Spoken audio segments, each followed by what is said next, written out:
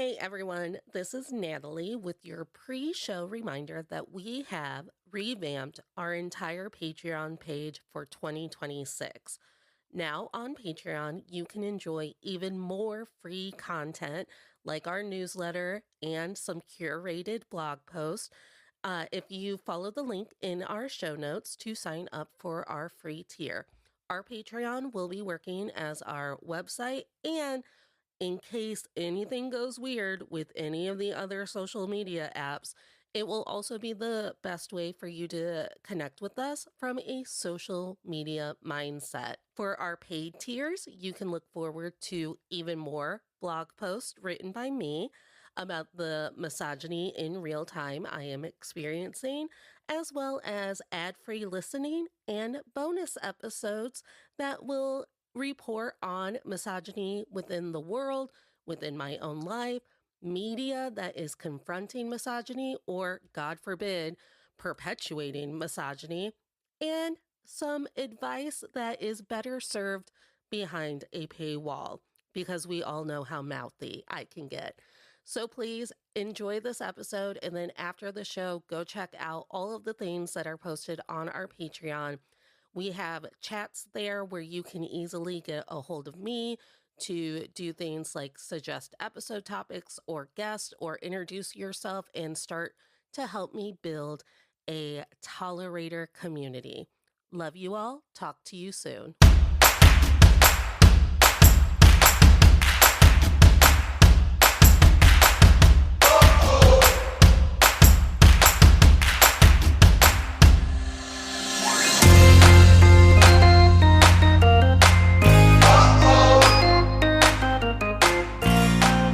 Hey, tolerators, this is To All the Men I've Tolerated Before with Natalie Katona, your weekly look at everyday misogyny. Today, we're doing a tiny bit of a flashback, but also a look at something new, because around this time last year, we sat down with the wonderful, beautiful, amazingly talented Julia Washington to talk about all of the ways that Glinda represented white feminism. And then I didn't realize that Julia had never seen any of the source material, the book and or the musical. So I was like, well, you're going to have to come back when you see how it all shakes out for Glinda. And here we are. It's that episode. We're going to be talking a little bit about Wicked for Good. We'll probably focus mostly on Glinda. We'll probably definitely get to a point where I'll brag that I met Cynthia Erivo in December. But Julia, welcome back to the show. Hello, friend, and all the friends in Tolerator Land. Yeah. One of the pitfalls of my trip to California to meet Elphaba in Oz was that it did not line up to where you could also be in Thousand Oaks or Burbank or LA or any of the places that I was for 2 days. Compliments of my car because I was supposed to be in LA when you were in LA. I know. So, here's to having an old girl who does what she does. Yeah. And something else that's different from last year was last year I went to Wicked twice on my own and once with my sister and just like cried for hours in the movie theater because I was in a place where I had nothing better to do. But this year I've been so busy since Wicked for Good released that I have only seen it the one time. And it does give me a little bit of like am I qualified? I mean, yeah, because there are people who know nothing about hockey having takes about a hockey show. There are white men who are having takes about a hockey show who don't know hockey. So do not try to distract me with my hockey gay boyfriends who love to kiss. I'm just saying, like, you're qualified even if you've seen it once. That's all I'm saying. Thank you so much. And honestly, if we're truth telling, I've seen Wicked for Good once, but I have watched the entirety of Heated Rivalry season 1 countless times. It's countless because sometimes I just sit down and go, I'm in the mood for episode 3. May I recommend watching episode 3 immediately by episode 5? Yes. 3, 5, and then 6. That's That's the 1-2 punch, in case anyone was wondering. It could have been a movie in its own rights. No, it's just, yeah, that's not why we're here today. We can't do it. We cannot do it. Hi, Connor and Hudson. I love you, but in You're a so very crazy. platonic, mommy way where I just want to hug you. I just want to mommy you. It's very weird. I feel very maternal and delighted by you. I feel very Um, maternal and delighted by you. okay, so how many times, you've probably only seen Wicked for Good the one time too, right? Yeah. Yeah. So when you sat down to watch Wicked for Good, how were you still feeling about the movie franchise in general and Glinda? Well, I was in a Jonathan Bailey fever dream. Mm. So Stop trying that to stop trying to distract me with all of my favorite gay boys. sorry. So when I reached out to my mom to be like, hey, do you want to see this? Because we saw the first one together, and she was like, yeah. So I was like, okay, cool. I can't wait to see Jonathan Bailey. But I was expecting very little from Glinda. Yeah. I was expecting her to do what all white women do, which is have a little bit of change, but then go back to taking and protecting themselves, taking care of and protecting themselves. That is what I was expecting. And then after 3 hours of movie, and a little bit of Jonathan Bailey, did that feeling change? Did you go, well, then she surprised me? I said, oh, that's real sweet. I love that you had a little bit of a change, but also you're still going around the county with the narrative that she's bad. I know, it's such a conflicting thing with Glinda, and I think it's because I put myself in Elphaba's shoes a lot instead of Glinda's shoes, and Elphaba loves her so much. Yeah. And I think that's the crux of this episode. When I was lucky enough to submit questions that could be asked to Cynthia Erivo, I was really in this mindset of like friendship. How do we make sure that we're pouring enough love and whimsy into our friendships, and how are we also making sure that we are well aware about whether or not we're getting that love and whimsy back? And this idea that friendship, and especially female friendships, take so much empathy and support and understanding, and um it can and you can just wake up and be like, okay, so and so needed so much support that I forgot that I needed this support, and now I feel like I'm drowning in this, that, and the other. And I saw a lot of that in Elphaba and Galinda. So when I was sitting in front of Cynthia Erivo, I just really wanted her to teach me how to do it. I wanted to be like, hey, Cynthia, um, I know you know that we live in the bad place. We're in Oz, and a lot of us are the animals. like. And I see you having a lot of grace and love and empathy for and by I see you bringing to Alphaba such empathy and love and support for Galinda and Fiero, even after these clear cut indicators that they still believe that everything is going to work out fine if the wizard stays in power, even though you and I know that that's very much not true. Not true. Men in power have proven us time and time again to be a bad idea.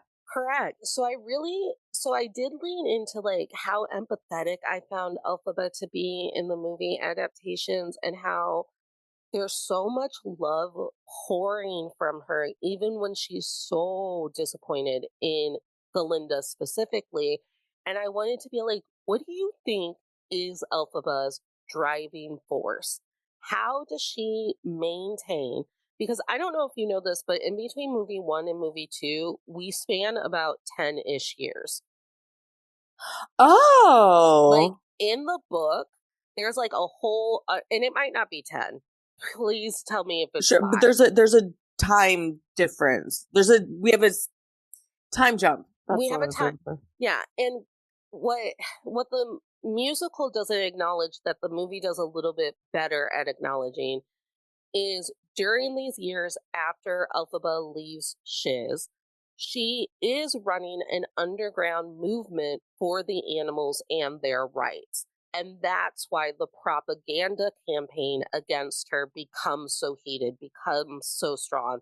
And it's because she's not just a symbol, she's also actively fighting against the government. Mm. And she is like thwarting plans, and her and Fiero's affair is a lot longer than As Long as You're Mine. And spoiler alert, although it's a book that's been out for a decade too, but like Fiero and Elphaba have a son, and this that, What? and yeah. Yeah, this that and the other. So That comes after we see her melt. Air yes. quotes melt. Okay. However, I need you to know that at the end of the book she commits suicide. Oh, Trigger. sad. And it's because Fiero, she believes for a good portion of the book that the Scarecrow is Fiero. And then when Dorothy shows up with her motley crew of weirdos, it's very apparent that that Scarecrow isn't Fiero, and Fiero is in fact dead, and therefore it's all too much to bear. And she exits stage left.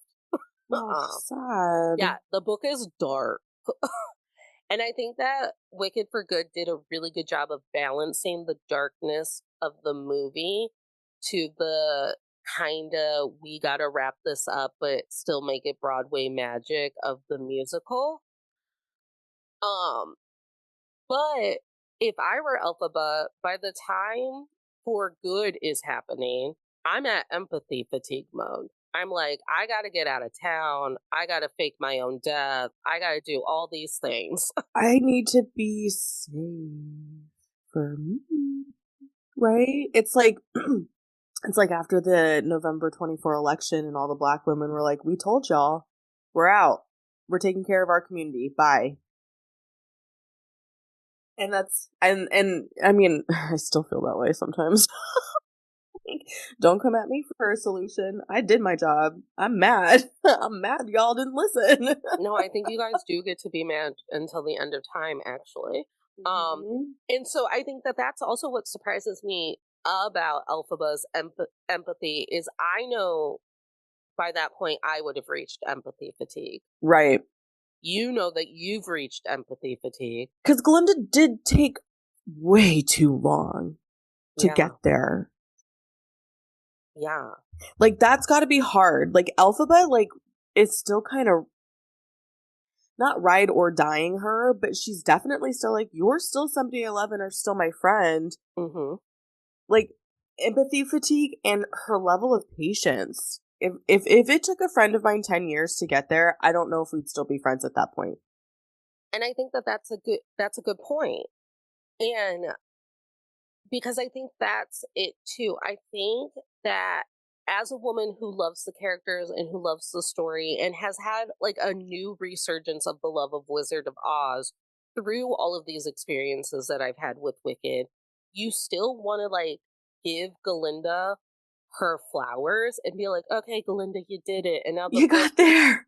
and now the book is going to show you its secret ink, and you're going to like behead Madame Morble in the town square or whatever in front of all of the animals, and that'll be, the tits.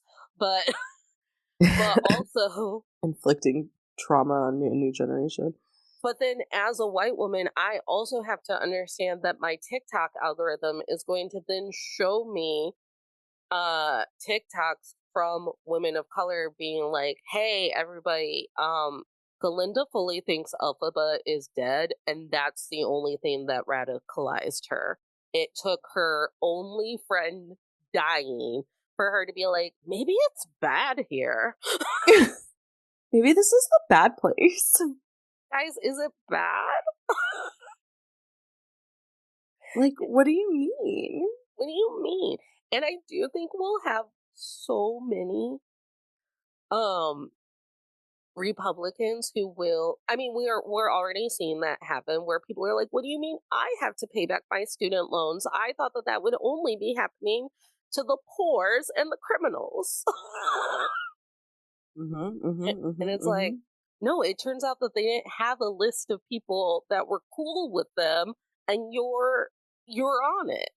Yeah, isn't it interesting how you want everything to be fair and equitable, but only for You? like only when it excludes only when it excludes like you from that process? Like you still want privileges.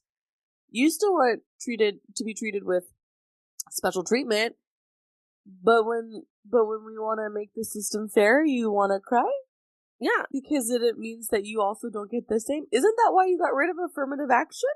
And I do believe that that is Galinda's driving force, where she's like, I understand that things aren't perfect, but they're at least good enough for some of us that that's fine, right? And Fierro tells her, no. No. What's good for the few isn't good for the many. Yeah. And because she asks him, he's like, you just want this big wedding and this like mirage of you being powerful and a magic user and whatever, and we've got to stop. And she's like, well, who would be able to resist all of this? It's nice. And he goes, Elphaba. Yep. Your friend who lives in the woods. She is hiding. She's living in hiding because everyone's lying about her. Yeah. And she is not safe. And she's not safe. And I think like what a big takeaway we can take from Galinda for even like liberal women out there is that like it's not enough to just know that the system is bad. Like, I know that Galinda knew that things weren't on the top because why would her friend be so mad if things were at the tippy top and things were actually okay? And there is part of me that is just naive or empathetic enough to believe that Galinda did not like that it wasn't fair to everyone. But there's such a difference between knowing all of that and then like actively voicing those opinions and actively doing something about it. Right, right. Galinda's like all of the actresses that we beg, we literally beg to be like, please say that you're voting for Kamala. And they're like, what does my platform matter? And we're like, literally everything to some stupid people. Yeah. Yeah, it's interesting because like there are moments too. So like when you're talking about even liberal women, my first thought was even liberal women be pissing me off because like there's still sort of this like hurdle of like I don't know what to do because it's never been in Glinda's DNA to actually have to fight for anything, have to advocate for anything, have to actually work hard for anything. And so, she doesn't know how to do that. And so she fumbles it a little bit. She does a good job and then she fumbles it a little bit. And you're just like, and for, people who have to fight, have to advocate, have to do everything in order to survive, and then told, well, why you gotta always make it about insert whatever issue here. It's like, because that issue is the reason why I have to fight. Like, this is a never ending circle. It's not a chicken or, like, this is a chicken or egg conversation. I would love to be able, like, in Elphaba's case, I would love to be able to go a day without having to defend myself and why I deserve to be here. Glinda's never had to do that. She's never had to do that. And like all of the white women who have come before her, she doesn't understand that like all of the shallow ways that the system is making you feel that you're safe and wanted and important um are literally just mirages. They're literally just actual, they don't respect you either, Galinda. Right. Why would they? Right. Why would they? But that's the myth. That's the belief. That's the belief of all these white women that they do respect you because, at least your white privilege is going to save you. At the very end of the day, your white privilege is going to save you.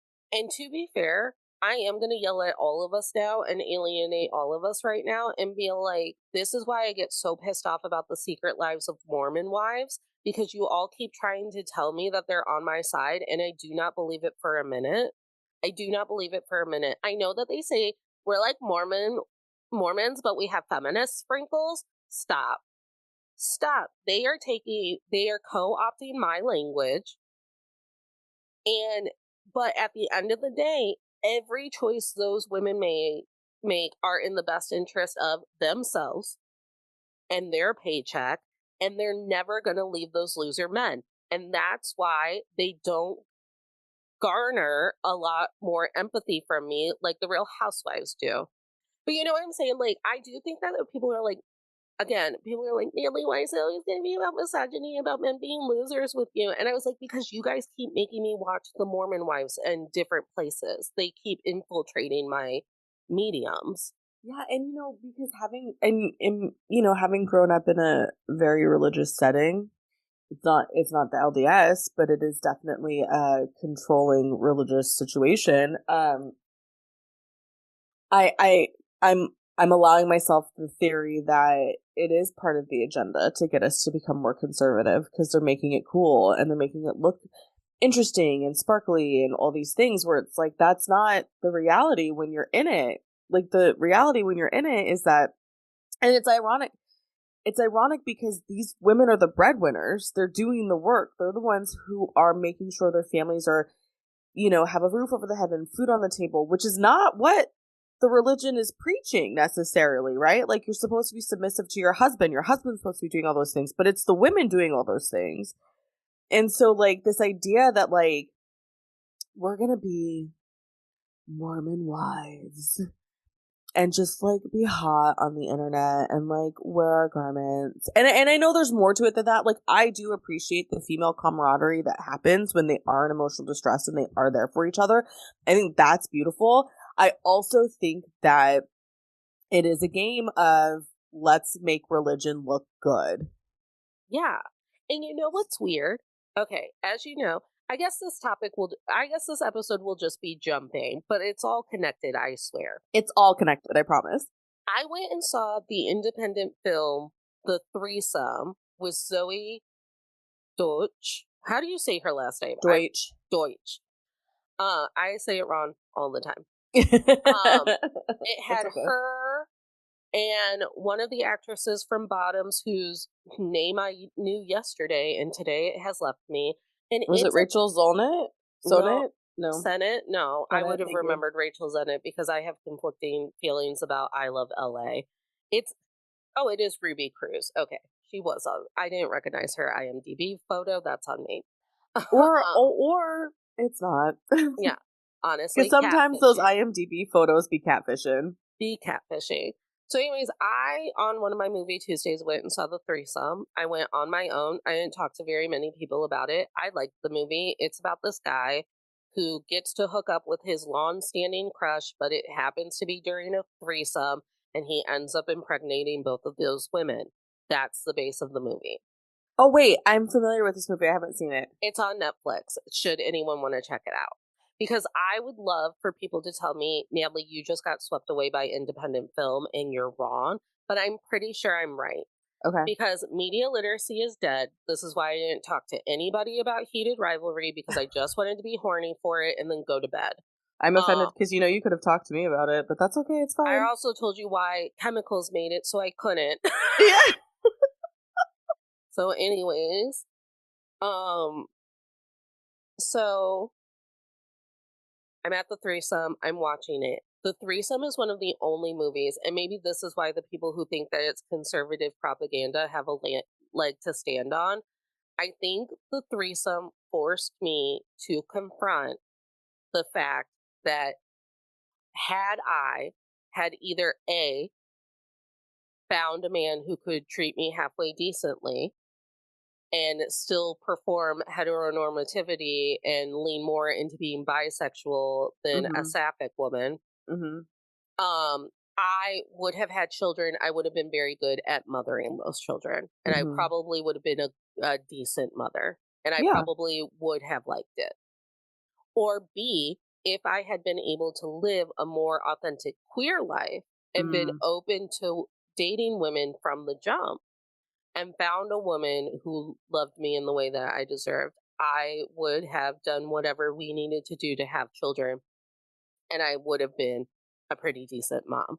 But Mhm. as I'm sitting at 37 years old, neither one of those two things has happened, and therefore I am child free by choice Mhm. because my life has changed. And the past and my goals and my life has changed. And the scene that made it all kind of come crashing down on me is the fact that Zoe's character has a knee jerk reaction and appro and approaches isn't the right word. Entertains the idea that she's going to have an abortion, and they go Mm. to an abortion clinic.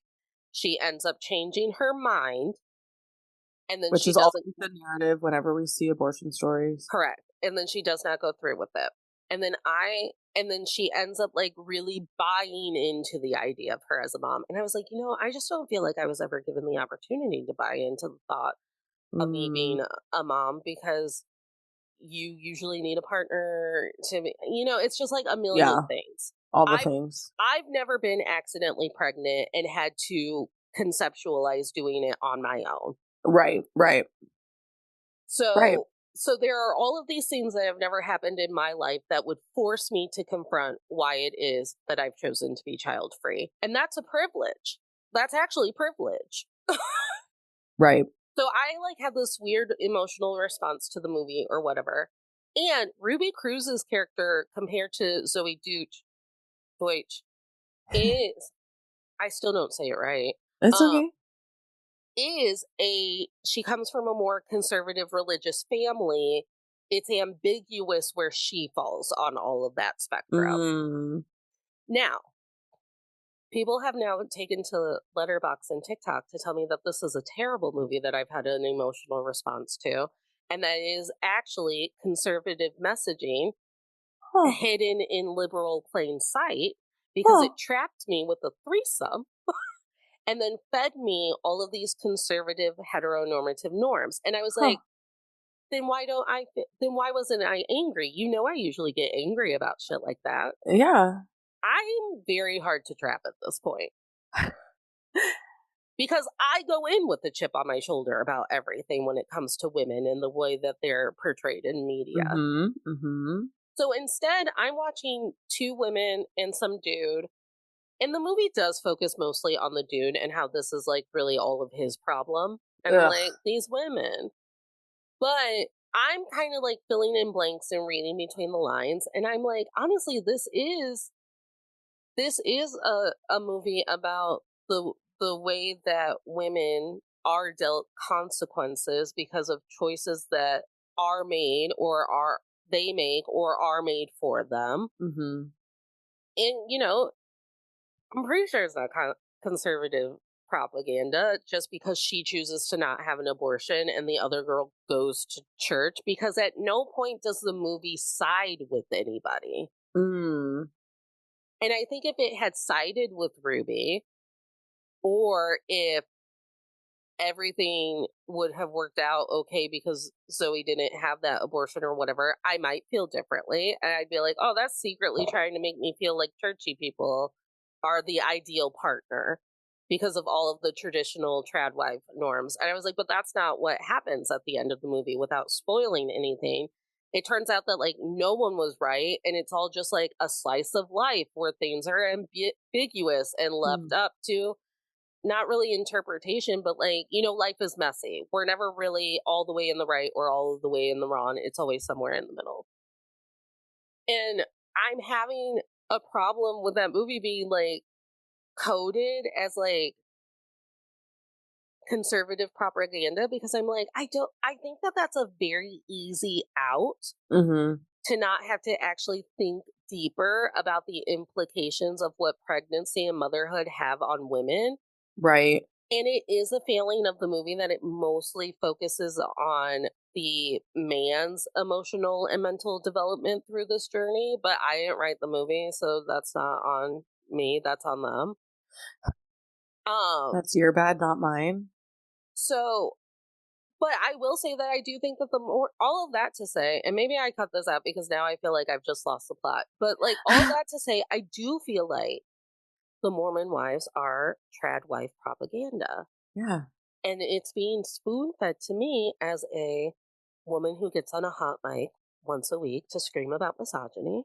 Mm-hmm. To be like, what if you did it, but your hair was curled and you loved making sourdough? It's how I'm feeling trapped by Taylor Swift currently and like Mm. tricked. And Okay. it's like, girl, I supported you. I did all of the things that we as liberal women did to make it okay to like Taylor Swift and be like, she's a billionaire, but she donates a lot to charity and she centers men in all of her songs, but it's because men hurt people. And I made all of the excuses and I did them on this hot mic, all for you to throw all of my principles away because a big, tall football man might be the key to your daddy finally loving you. Oh. Oh, Oh. oh, oh, because I think I nailed it. I think Taylor Swift will never be a woman who can be trusted because every decision she makes is in honor of, do you think daddy will love me today? Because I Oh. think I've decided it's odd that he's been almost absentee until the Eras tour. And he was like retired and had the time to all of a sudden engage with her. I literally thought that Scott and Andrea weren't on good terms because he was never around. You know? And now he's throwing out guitar picks and being like, marry this football man, honey. Have all of his babies. Make sourdough. And again, it's like, don't you trick me into your fucking trad wife propaganda. Because at the end of the day, isn't that all just women want, is to be married and in a comfortable house with children and a husband? Aren't you angry for being single because you haven't found the one? And that's what Glinda is buying into. She's like, they're like, you want to be Elphaba living in the woods with one cardigan to your name? A cardigan you had to make yourself? Don't you want all of these beautiful clothings? Don't you want all of this praise and joy? Don't you want this hot, hot man who doesn't want you? We'll make sure you get married. Yeah. And I guess because Elphaba was being so empathetic to it on the screen, I too was led into being empathetic. But I know that if Natalie was in Oz, she'd be pissed. She'd be like, Galinda is a Mormon wife, like a real life of Mormon wives, a secret life of Mormon wives. Yeah. And I think the propaganda storyline of this movie is so strong because as algorithms get more airtight, and you basically have to go out of your way to see movie trailers at this point that might have a little spice to them Yeah. on whether or not the story is cookie cutter or just cutesy. Because people have been sending me movies and I'm like, I didn't even hear about this movie and I would have given this movie a chance. Like, and they're like, I don't know, it just never hit your algorithm. And that's scary. The amount of news that does not hit my algorithm is scary. Well, it's like when we were talking and you're like, if you have a gay man talking about heated rivalry, send it to me because I haven't seen it. And I'm like, how have you not seen it? That's half of my heated rivalry TikTok. And it's because my algorithm knows that I don't listen to men. Yeah. So they have to find me. Yeah. I don't listen to them. And that is a flaw in my system, maybe. Probably not though. But it's like, and again, and then it gets like wider than Glinda and Fiyero, right? Because then it's like, well, I'm not mad at the Munchkins because probably half of them have a third grade reading level in their back pocket, and of course they believe. But think of Munchkinland. Munchkinland is kind of like, I think when you think of America, Munchkinland is just like the grassroots Midwestern, good for all, like very easily susceptible to manipulation because they don't have to ask enough questions because a Munchkin land is a very simple kind of life. Yeah, and you know what I was thinking too, like during the movie when I was watching, and they're like, Munchkins can't pass anymore, or whatever it was, how they said it. Like Yeah. Munchkins have to have a special permit, and I was like, that's gross. Well, I yeah, mean, it is gross. not I to don't think we minimize were it. supposed to be for travel bans for the Obviously, we're not Munchkins. supposed to be travel bans, but I was like, that's gross. And also, you know who loves to slap travel bans on people? I wonder. I wonder. And it was, I think for me, like the whole thing was just like, this is just like too real. It's terrible to say, but it was like, this is basically you made me watch the news, but with sparkly pink and green and munchkins. Yeah, I will say that the musical is way more of an escapist piece than either. The book is probably the most extreme, like we have to face some dark truths about ourselves and Yeah. capitalism. And then the movie is like John M. Chu being like, I promise you're gonna get to see a glittery dress. And I promise the music's gonna be banging. But we're Yeah. all going to have to face how susceptible we are to propaganda. And I wonder what the Wicked movie, because they like when I talk about how Amanda Seyfried was so pissed off that she couldn't be Glinda, and my sister finally put into context for me, and she goes, she auditioned for like a decade. Oh dang. Yeah. And then Does I she and sorry, then go ahead. and then I had to like kind of sit with it because I remember when they first announced the Wicked movie, we all thought Elphaba would be played by Leah Michelle because Leah Michelle was Idina Menzel's daughter on Glee, and she was always doing Elphaba songs. Yeah, she was. So when that movie got announced, we were in the height of Glee, so I was in college. So yeah, that's a fucking decade ago. And also wasn't okay, sorry. My brain went, but didn't Leah Michelle also become super obsessed with doing My Fair Lady? No, it was Funny Girl. Funny Girl, sorry. Thank Yeah. you. Mm-hmm. Don't get me started on my Glee lore because I have it all. I know. Okay. um, But regardless, the point is the same. I didn't realize I didn't realize Amanda Seyfried was like that dedicated to like oh yeah,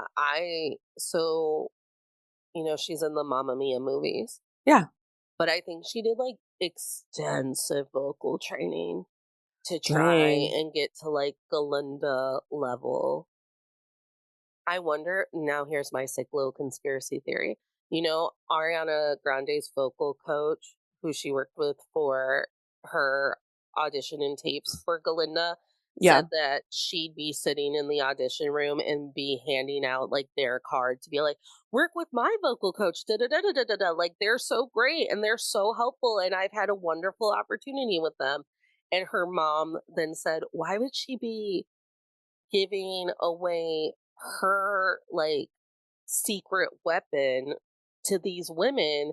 And I wonder if like Amanda Seyfried also was one of those people. That's my conspiracy theory. No one will ever know. Ariana Grande's mom can contact me if she wants. Um, but yeah, Because I know because Ariana Grande did say, like, I worked with a vocal coach because there's a lot of operatic there's so much. elements to Glinda. Oh yeah. Oh yeah. Like singing the Wicked soundtrack is a workout. It was a workout. Yeah. Like you have muscles contracting and going in that diaphragm. And I'm saying that as someone who is just a car and shower singer. So, Saying that it's the cars. Yeah, it's so funny. but think about what a different.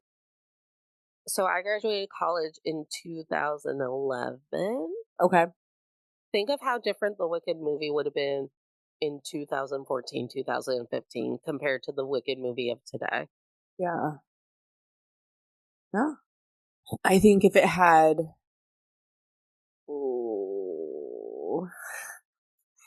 anything prior to 2015 with the introduction of that man, you know what I mean? Yeah.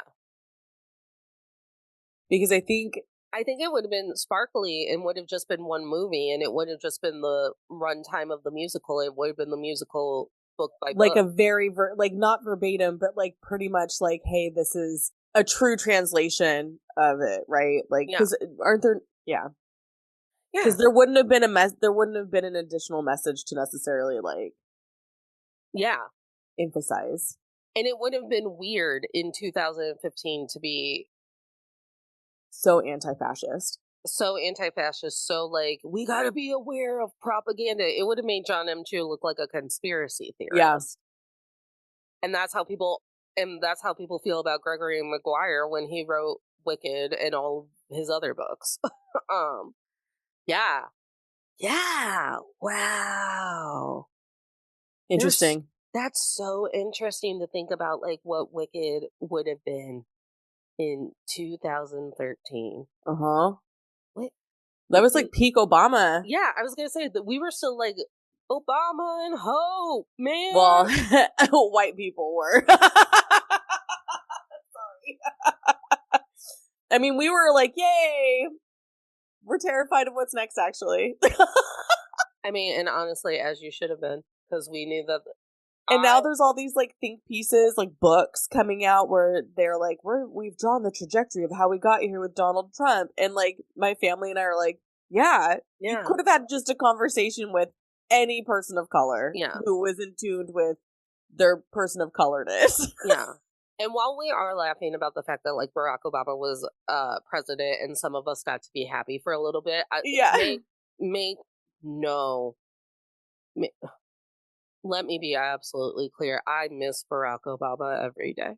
Let me plug another podcast while I'm on my podcast. Yeah. Y'all listen to Cynthia Erivo's episode of In My Opinion.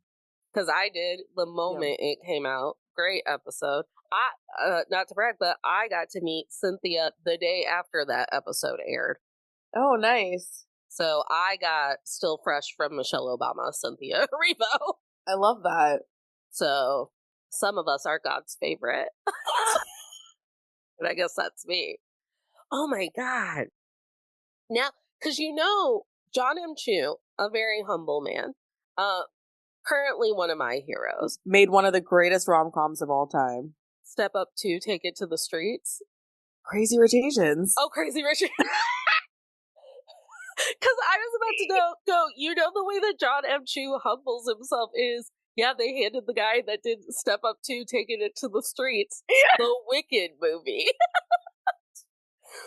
And then, so I was going to make that joke, and then you were like, greatest rom-com of all time. And I was like, are you keying up my joke? And you went, no, you dumbass, Crazy Rich Asians, which is a beautiful movie. John, I know you're listening. John, are you listening? We're forever connected. Please know that I just rewatched Crazy Rich Asians. I love that movie.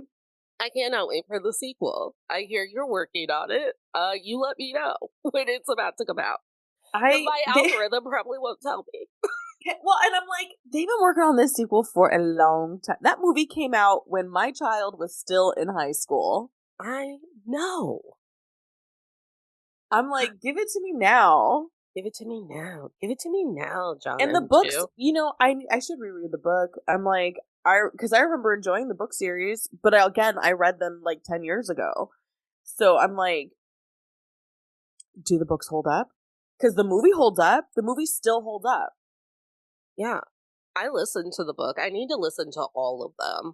And I meant to in between movies, which I guess I'm still in. Yeah, so, you still are. Oh, I love John M. Chu. I have such like an artist crush on John M. Chu. I'm convinced for some reason that the reason why the Wicked movies come off as so empathetic and heartfelt is because he's so empathetic and heartfelt. Yeah. I think it makes a difference. Like, you can tell when somebody who is very passionate about their work is no longer affiliated with said work because something is off, right? Yeah. Like, something feels like it's missing. And it's the heart that goes behind it, And I have said this, like, in private. I don't know if I've said it in public, but John M. Chu is in charge of the Britney biopic based off of Woman in Me. Yeah, and we trust him. We trust him. Would I have loved for it to have been any woman on the planet?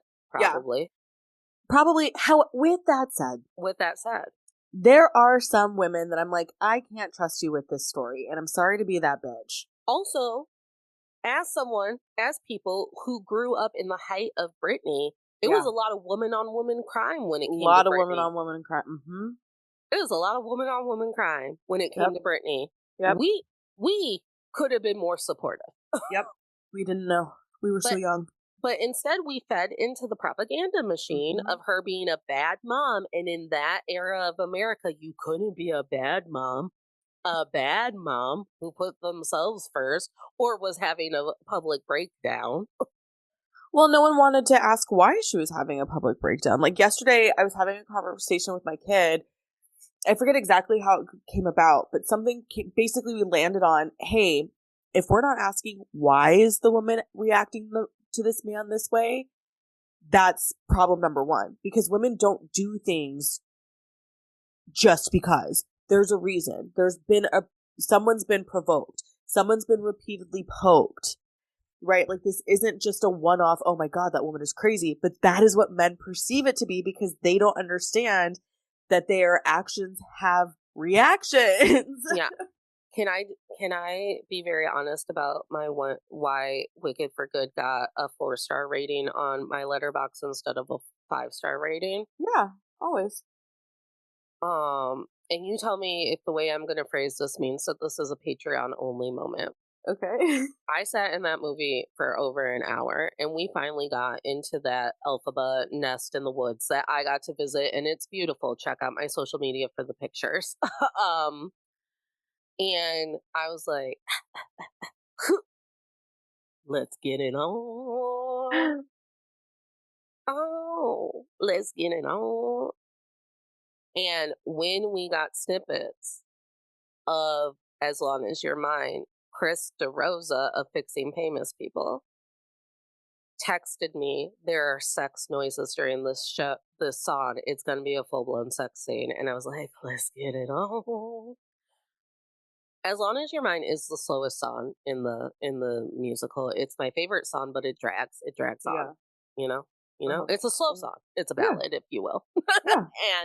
and so I'm watching it. And I told you this the entire time. I'm like, Jonathan, slutty glasses Bailey, get out your titties. What did I pay fucking full price for this movie for instead of going to $5 Tuesday like I normally do? If you're not getting out your titties. And then I'm doing my own bit in my head because I'm cracking myself up. And I'm like, they made Robert Irwin get his titties out on Dancing with the Stars for votes. They didn't pay you enough to get out your titties. Get out your titties. Get out your titties. I feel like they paid him enough. They did. I feel like they didn't want to maybe upset people who were bringing their 8-year-olds. And that's why I'm mad all the time at American capitalism. Yeah. Because when I grew up in the 90s, if your mom wanted to see whoever was the equivalent of Jonathan Bailey in the 90s, Patrick Swayze? Patrick Swayze. That's more like the 80s. The 80s night. But Patrick Swayze is the perfect example, and this is why. If your mom wanted to see Patrick Swayze's titties in Dirty Dancing, she just plopped you right next to her and went, we're going to watch this guy dance. And then didn't explain to you what Penny's abortion was. Yeah. She was like, Penny has a tummy ache. She has a tummy ache, and baby's dad is mad at her because she broke curfew. And that's why everyone's upset. She has the stomach flu. So your mom just sat next to you, and you got to see Patrick Swayze's titties too. And I lived that existence, and I turned out fine. I understand that we had to make the movie PG.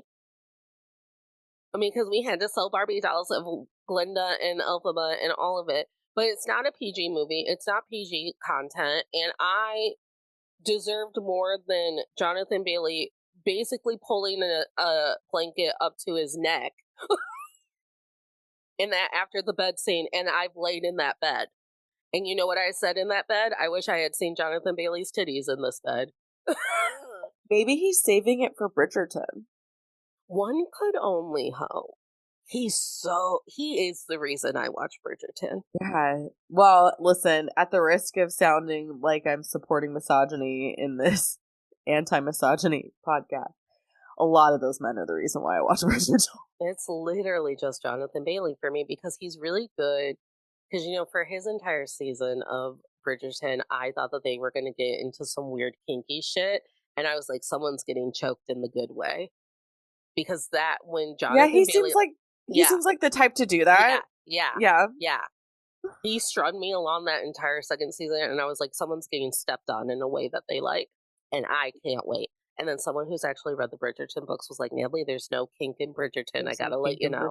And I was like, then what is the fucking point of the show and hiring him? I think also, too, Bridgerton is like the least spiciest. Like, it tries to be spicy, and then you're like, and then you read it and you're like, it's okay. No, because let me tell you something about Bridgerton. Like, Shonda Rhimes pumped that spice in. Like, she had to manufacture that. The spiciness of Bridgerton begins and ends at a guy who goes down on the lady. The end. That's always the spiciest climax of it, and that's when that woman is like, I'll throw away my entire life for this. The guy in a field, in a bedroom, up against a wall, in a carriage, goes down on the lady. I mean, that's as spicy as it gets. Listen, if the head is good. If it's good, it's good. It's not everybody's good at that. But is it spicy? No. No, anything that's the bare minimum. Yeah, that's the bare minimum, Shonda. And I get it. There's not a lot but I was like, Jonathan Bailey going to choke somebody or be choked in the good way, and I cannot wait. And then it didn't happen, and I was mad. Is there fan fiction that has Jonathan Bailey's titties out? Hi, hi everyone. Hello, I know. Hello, Team Tolerator. Hello, Team Tolerator. I've been hearing this phrase AO3 be bounced around. Oh. When it comes to the heated rivalry. Wait, did you not know about AO3 before? No, I don't fanfic. Okay, all right, because it's a fanfic site, right? I've at least used context clues to determine, because they keep talking about Shane being pregnant with Ilya's child, and I'm like, oh, that's some weird fan fiction. Great. If anyone on AO3 is like, hey, I got you, girl, I paid someone to render me some character art of Fiyero and his titties, please send them my way. But just not AI generated. Not AI. Right. I paid someone. I said that. I paid someone to do I know, something. But that doesn't mean whoever you paid is, you know what I mean? Like, we want an artist here. I want an artist. I want an artist. Who's gonna plug in keywords into fucking ChatGPT to generate art. That's not art. So anyways, that's why I got horny. That's why I got a 4-star from me, because I was like, I'm not horny enough during this part. And it's all because of capitalism. I don't know if that's a fair reason to give it a 4 instead of a 3. You can't give it a 4.5 on. I would have only knocked it down a little bit, but you can't on Letterboxd. And and was I 100% satisfied? No, I was not. Okay, fair. No, I was not. That's the whole point of Letterboxd, is like, because I very rarely, if I hated something, like last night I watched a really dumb scary movie on Hulu. And it was terrible, and it was really dumb. Now, am I going to run to my Letterboxd to give that independent film a 1-star rating? No. I'm just going to let it live on Hulu, and it's no longer any of my business. Yeah. Now, should someone go, did you see that silly little movie on Hulu that was dumb? I'd go, yeah, yes. It was pretty dumb. I hated it. And the only thing that kept me going is that Adelaide Kane is so pretty. Oh, I thought you were going to say it showed her tits. No, she's just so pretty. Aw, I love that. Yeah. That's so nice. I just kept watching. Yeah. So basically, I feel like Glinda lived up to White Lady. She really did. I love the ending of Wicked, the movie. Yeah. I love that they still got to love one another. I think that's important. Yeah, a trapdoor. That's give me a trapdoor in a story anytime. Yeah. Well, when he said that, he was like, "Oh, there's lots of hiding places and like tunnels and shit." I was like, "Oh, she's not dying." Thank God. And that's how the musical ends too. The musical ends with Scarecrow going da da da da da da, and then like Elphaba pops out from the floor, and he goes, "Let's get out of here!" And then they skedaddle off stage. And then we go back to probably what's the opening? No One Mourns the Wicked reprise. We do another reprise of No One Mourns the Wicked, and then the musical is over. I'm pretty sure. Okay. I love this like little theory that the book opens and then Glinda realizes that Elphaba and Pharaoh have survived and they're happy after all and all of that. I do believe that in these trying times and in my year of dangerous whimsy, part of my whimsy has to be not allowing fascism to destroy my faith and my love in the people that I love. And I think that Elphaba isn't getting enough props for that being at the core of her character. I think a lot of people are like, this is Ariana's movie, and in a lot of ways it is. Yeah, but it's really Elphaba's movie. It's really right. It's really Elphaba's fucking musical. I don't know if you know. If it wasn't Elphaba's, did you not know? Which is again maybe also a huge part of the problem with the whole Glinda story, because everyone's like, look at the shiny blonde girl. Right. And like for the first movie, I was team like, oh, this is gonna be Ariana's franchise. She really put in the fucking work. And she wanted to be Elphaba. And then John M. Chu went, you're pink through and through. Yeah. She auditioned for Elphaba the first go. I didn't know that. Yeah. Or maybe you told me the last time we talked about it and I forgot. I know a lot. I listen every time John M. Chu speaks. And it's a sickness. I'm surprised you listen to a man. Only John M. Chu. And Connor and Hudson from the, I'm watching Teen Vogue every day, and Connor just being like, Hudson, they're saying I have a dump truck ass on Twitter again, and then Hudson making dead eye contact at the camera and being like, dump truck? It's a Mack truck, and I wish it would have slammed on my face over and over and over again. Because he's like, I see you're feral, I'm feral. Yeah. And I love him. Yeah. I love him. They're the best. And then Connor cries.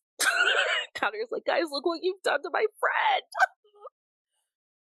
And really, that's an Elphaba and Glinda story all in its own. It really is the heated rivalry boys who I hope I run into one day. Think of all of the people I've run into this past year. 2026 is my year of running into Shane and Ilya, Hudson and Connor. I have no business running into them, but for some reason, weird shit keeps happening to me.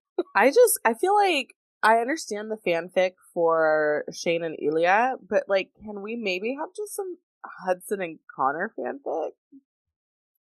No, because that's weird because they're real people and we're not supposed to be making assumptions about their personality, or not their personality, about their sexuality because we traumatized that kid off of Heartstopper and it's... I'm not making assumptions. If it's fanfic, it's just for fun. You can't make fanfic about real people. I don't know. think.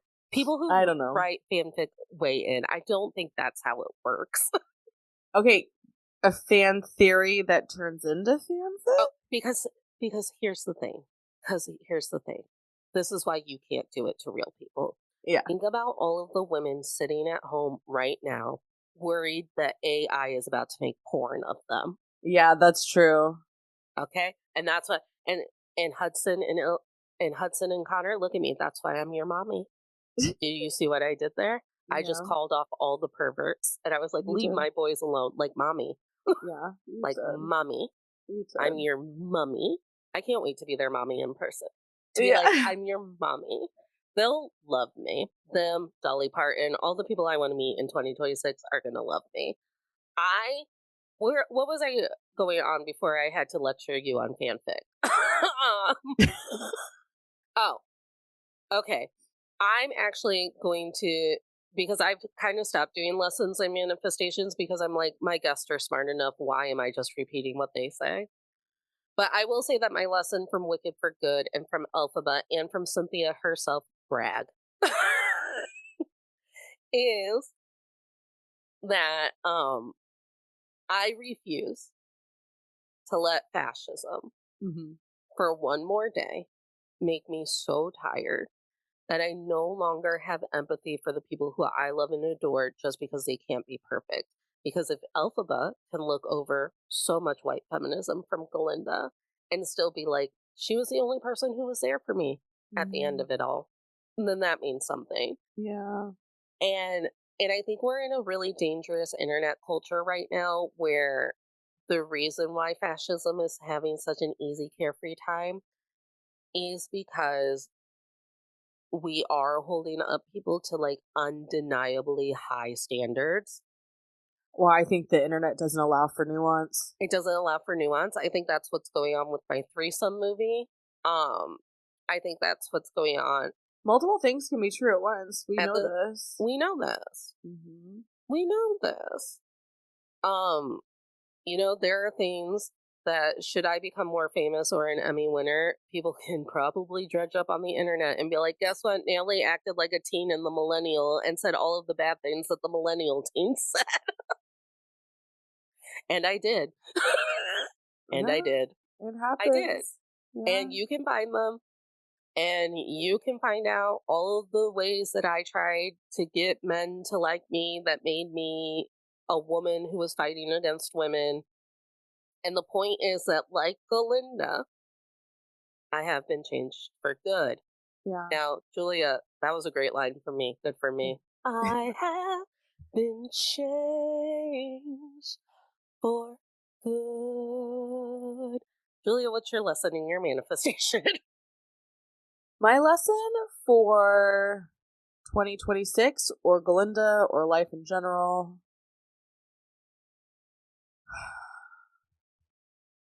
Julia is a woman of color who has a lot of white women friends, and she does have to like shoulder a lot of our bullshit. Not very much from me.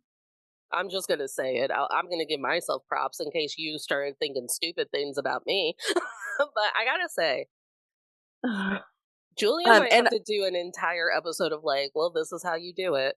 Yeah, because like my whole thing is like, yes, I still live in this community where everyone is more white than not, and that's hard. And like, in some degrees, it is a choice because I could have moved, but in other degrees, it's like moving isn't actually that easy.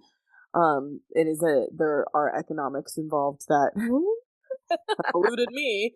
But I think for me, with watching Wicked for Good, and then just sort of what I'm focusing on for myself in 2026 is really protecting. And this is going to sound shitty because like a lot of people do this, but then they harm others in that. Is just sort of protecting my peace. So like before it was just a whole lot of like, smile and nodding kind of shit. And now it's just gonna be like, oh, that's interesting that you felt like you could say that out loud. Right? Like that's the approach we just started taking. Oh, it's interesting that you felt like you could say that out loud. I like to do what my 2-year-old nephew does and go, wow. Yeah. And I think because a lot of because now there's a whole you don't have to be afraid, you don't have to be embarrassed that you're white anymore kind of bullshit going around. It's like no one was asking you to be embarrassed to be white. We just wanted acknowledgement that there was privileges that don't benefit anybody but. That's all we want, right? Like we just want an equitable and fair world, and we're asking for it, and then you're mad because it turns out you're not good enough to fit into that equity. And we keep proving time and time again. And I think this incoming award season is going to really highlight that with, a lot of the things that is going to happen with Sinners likely not winning the awards that it deserves. Don't already key me up to be disappointed about Sinners. I'm really sorry. I didn't watch the Critics' Choice Award because I knew Timothée Chalamet was going to win, even though it deserved to be. And I've never not watched the Critics' Choice Awards, but it's like I can't emotionally handle it watching Timothée Chalamet win over Michael B. Jordan. There's no way I'm going to let that. I can't. I'll watch the reactions, but I'm not watching it in live time. I cannot set up my 2026 with that kind of disappointment. I think the little boy that plays the music in Sinners, he's not a little boy. I know he's a man. He's a man. But he's a little. I'm also he his won an mommy. award. He won for Something. supporting. Yeah, which is great, which is amazing. But the performances that we got out of Michael B. Jordan, he played two very different characters, and you could you were never confused which you one. You were never confused once. And this is why I'm always pissed about Orphan Black, because none of you watched Orphan Black and realized that Tatiana Maslany played 18 different characters in an episode. And each one had different facial expressions, mannerisms. And that is the level of talent that I have not seen since her until I went and sat in Sinners. And I went, this is how you do it. Yeah. So unless I'm in like extreme grave danger, I'm protecting my peace and, gonna be more open to calling out what it is. What's your manifestation? Because I'd like for all the Glindas to like jog a little quicker. And I think that was my manifestation when we first fucking sat down for Wicked 1. And I was like, hey, wouldn't it be something if white women caught up? And I think it's put the money where the mouth is, right? Like, if you were a nice, polite white lady who has a liberal belief system, but you're married to somebody who, keeps voting against what's good for women and people of color, you're actually part of the problem. Full stop.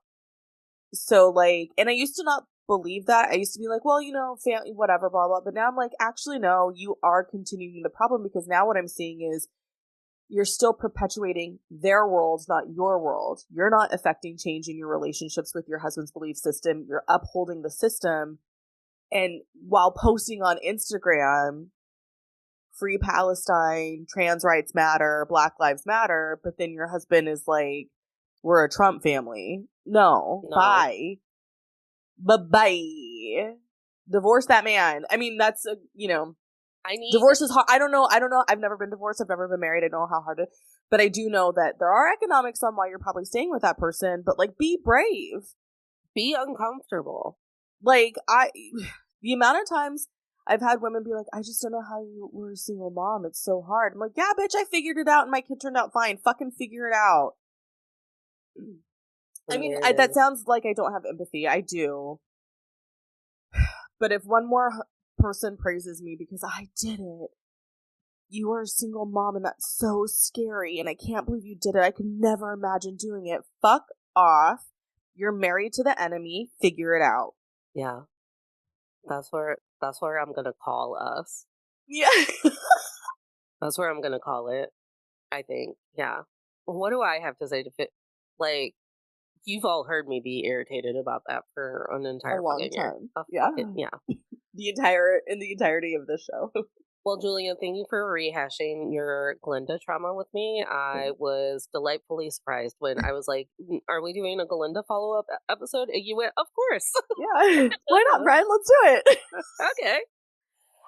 Make sure everyone knows where to get their Heated Rivalry book club candle. Do I need to cut that, or you're advertising that? Yeah, we're going to start advertising it on the 10th. Okay, so yeah, this is going to be the last episode of the month. So Perfect. Make sure everyone knows where to get their Heated Rivalry Valentine's Day book club candle. Subscribe to Julia's book club on my website. Natalie will link it in the show notes, I hope. Yeah. By February 10th to get the Heated Rivalry candle. And then if you want, because I'm assuming that means we're doing the Heated Rivalry book for book club. Yeah, if you want to join my book club where you get to talk about Heated Rivalry and have the candle, find me on patreon.com/Julia Washington and subscribe to the Lit Club tier. There it is. Anything else you want to plug before I take it? Just support creatives on platforms that they're using that aren't owned by AI tech billionaires. Speaking of that, you can find us on those tech billionaire apps like Instagram and TikTok. Men also on Patreon. I was getting there. Men I'm like, just support your Patreon. Just support Natalie on Patreon. Men I've Tolerated Before Pod on Instagram, Natalie K124 Instagram and TikTok. However, if you would like to throw some extra special support my way, we have revamped the Patreon. There will be actual consistent blogs that don't reflect, because what tricked me last time was I was like, everyone should relate to a holiday or something that's going on, and that's fucking awful. Why that was my idea, I don't know. We do have a blog post up. We have 2 blog posts up actually about my trip to go meet Cynthia Erivo and all of the magical things that happened during that trip. Anyone who joins the $5 or $10 tier in the months of January, February, and I'm going to make a call right now and extend it to March because I haven't done a great job in January of announcing this. Gets a friendship bracelet. If you're a paying member by the end of March, in April, you get a friendship bracelet. Oh, I love that. And yeah, because March is Women's Month. That should have been my idea anyways. Yeah. So that's to all the men I've tolerated before on Patreon. It's all linked in the show notes, including all of Julia's stuff. And remember, tolerators, you don't have to smile through anything you're tolerating, including a friend who exhausts you about all of the things that she does not know about it being a hard knock life. Smiles are for joy.